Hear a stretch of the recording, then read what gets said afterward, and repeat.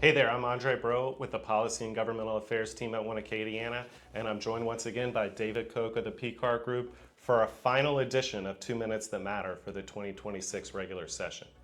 The 2026 session has come to a close, and One Acadiana has just released our annual legislative recap report. The backdrop coming into this session was Louisiana having achieved more than $100 billion in announced capital investment since January of 2024, a historic level of economic momentum which is anticipated to create thousands of jobs across the state. That's right, Andre, and that was really the main focus of this legislative session, making sure that workforce is a priority. Louisiana, as we've garnered these commitments up to over $100 billion, as Andre mentioned, we want to make sure that the people and the infrastructure are in place to satisfy those jobs and to get those companies up and moving. One Acadiana's advocacy this session was built around three core priorities: economic competitiveness, talent development, and infrastructure investment. We tracked more than 215 bills and resolutions across those priorities, working with the PCAR Group and our regional delegation and state partners and statewide coalitions to advance policies that strengthen Louisiana's competitiveness and long-term growth. And a few wins stood out during the session. We saw the legislature appropriate $125 million for LED's High Impact Jobs program.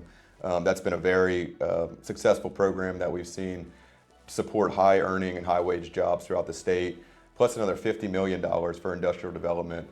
All of those going towards those large announcements we've seen LED make over the last couple years. In addition to those two appropriations, we saw the MJ Foster program, which helps Louisianians earn credentials in high demand fields. That received an additional $14.5 million funding this session. So certainly we see, as we mentioned earlier, the state prioritizing workforce, prioritizing economic development, which we're obviously would love to see more of in the coming years. And that funding for the MJ Foster Promise program was just one piece of a broader workforce push this session. Lawmakers also passed a package of bills modernizing Louisiana's workforce development system and advancing career-connected learning. Our legislative recap breaks down outcomes across all three of our priority areas and highlights what these results mean for Acadiana and our state. You can read the report at the link below or by visiting oneacadiana.org/advocacy. Thanks for tuning in, and thanks for your continued support of One Acadiana. Thanks, guys.